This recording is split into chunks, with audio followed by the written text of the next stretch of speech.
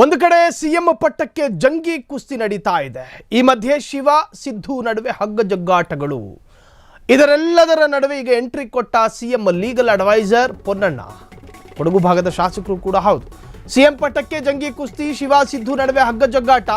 Entry ಕೊಟ್ಟ CM legal adviser Ponnanna, ಶಾಸಕ ಪೊನ್ನಣ್ಣ ಬಂದು ಏನೇ ಹೇಳಿದ್ದವರು, ಯಾವುದೇ ಕಾರಣಕ್ಕೂ ಸಿಎಂ ಬದಲಾಗೋದಿಲ್ಲ. ಸಿದ್ದರಾಮಯ್ಯನವರು ಕೂತಿರೋ ಜಾಗದಲ್ಲೇ ಕೂತ್ಕೊಂಡಿರ್ತಾರೆ.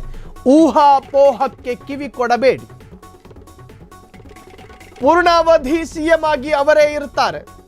ಅಲ್ಲೇನು ಬದಲಾವಣೆಗಳಾಗೋದಿಲ್ಲ. ನಾಯಕತ್ವ ಬದಲಾವಣೆಯ ಸುಳಿವೇ ಇಲ್ಲ. ಆ ಪ್ರಶ್ನೆನೇ ಇಲ್ಲ ಅಂತ. ಅದಕ್ಕೆ ಯಾವ ಸಿಂಪ್ಟಮ್ಮು ಇಲ್ಲ, ಲಕ್ಷಣಗಳು ಗೋಚರಿಸ್ತಿಲ್ಲ. ಒಪ್ಪಂದ ಆಗಿದೆ ಅನ್ನುವ ವಿಚಾರವೇ ಒಂದು ಊಹಾಪೋಹ ಅಂತ ಹೇಳ್ತಾರೆ. ಅದೂ ಆಗಲ್ಲ, ಇದೂ ಆಗಲ್ಲ.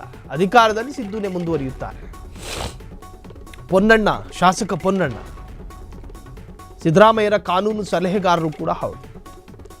ಒಂದು ಕಡೆ ಪಟ್ಟಕ್ಕಾಗಿ ಜಂಗಿ ಕುಸ್ತಿ, ಅದರ ಎಡೆಯಲ್ಲಿ ಡಿ ಕೆ ಶಿವಕುಮಾರ ಬಣದವರು ಡೆಲ್ಲಿಗೆ ಹೋಗೋದು, ಡೆಲ್ಲಿಲಿದ್ದವರು ಬೆಂಗಳೂರಿಗೆ ಬರೋದು, ಈ ಜಟಾಪಟಿಗಳು ನಡೀತಾ ಇದೆ. ಇದರ ಮಧ್ಯೆ ಈ ಹಿಂದೆ ಯತೀಂದ್ರ ಸಿದ್ದರಾಮಯ್ಯನವರು ಕೊಟ್ಟಂತಹ ಸ್ಟೇಟ್ಮೆಂಟು, ಹೀಗೆ ಸಾಕಷ್ಟು ವಿಚಾರಗಳು ಚರ್ಚೆಯಲ್ಲಿ ಇರುವ ಹೊತ್ತಿನಲ್ಲೇ ಈಗ ಮತ್ತೆ ಪೊನ್ನಣ್ಣ ಬಂದು ಯಾವ ಬದಲಾವಣೆಯೂ ಆಗೋದಿಲ್ಲ, ಸಿಎಂ ಸಿದ್ದರಾಮಯ್ಯನವರು ಕೂಡ ಬದಲಾಗೋದಿಲ್ಲ, ಸಿಎಂ ಸಿದ್ದರಾಮಯ್ಯನವರು ಅದೇ ಖಾತೆಯಲ್ಲಿರ್ತಾರೆ.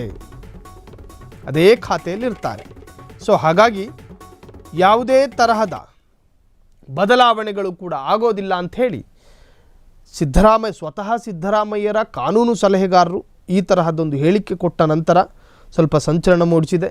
ಒಟ್ಟಾರೆ ಸಿಎಂ ಸಿದ್ದರಾಮಯ್ಯನವರು ಬದಲಾಗ್ತಾರಾ, ಡಿ ಕೆ ಮುಂದಿನ ಸಿಎಂ ಆಗ್ತಾರಾ, ಇವೆಲ್ಲವೂ ಕೂಡ ರಾಜ್ಯದಲ್ಲಿ ಚರ್ಚೆಯಲ್ಲಿದೆ.